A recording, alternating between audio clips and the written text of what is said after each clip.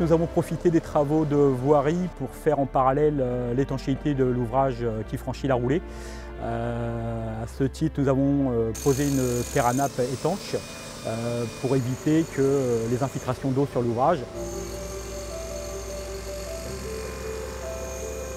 Actuellement, nous sommes sur la phase terminale des travaux du mur de soutènement. Les travaux de finition consistent à mettre un parement brique sur le dessus du mur et à l'intérieur de la propriété des plaquettes avec un enduit en poussane.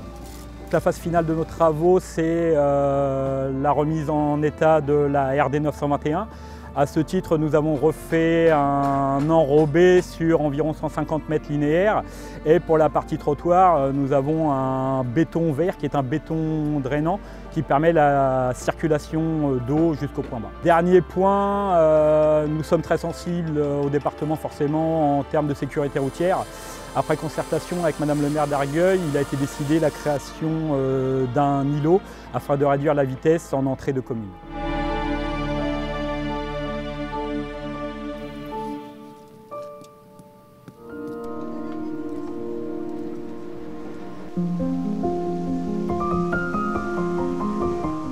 Nous avons entamé depuis novembre 2022 la reconstruction des premiers éléments en pré-assemblage directement sur le site du Tréport.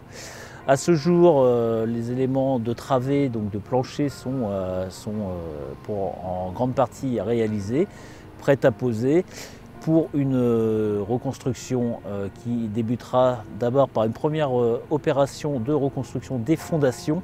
Le bois utilisé pour la reconstruction de cette estacade est un azobé, un bois classé mécaniquement en classe 5 qui permet une utilisation dans le milieu marin sans traitement et avec des durabilités très allongées au-delà des 60 ans. Ce bois est produit exclusivement au Congo, a été acheminé pour une partie en France sous forme de grumes qui a été ensuite retaillé et scié à la scierie Bosquet, donc dans les Calvados, en scierie normande, pour être acheminé ensuite sur site. Pour la seconde partie des quantités nécessaires à la reconstruction de l'estacade, ces bois sont arrivés directement préfaçonnés sur des éléments d'environ 10 mètres, directement sur le port de Blainville à Caen et acheminés vers le site.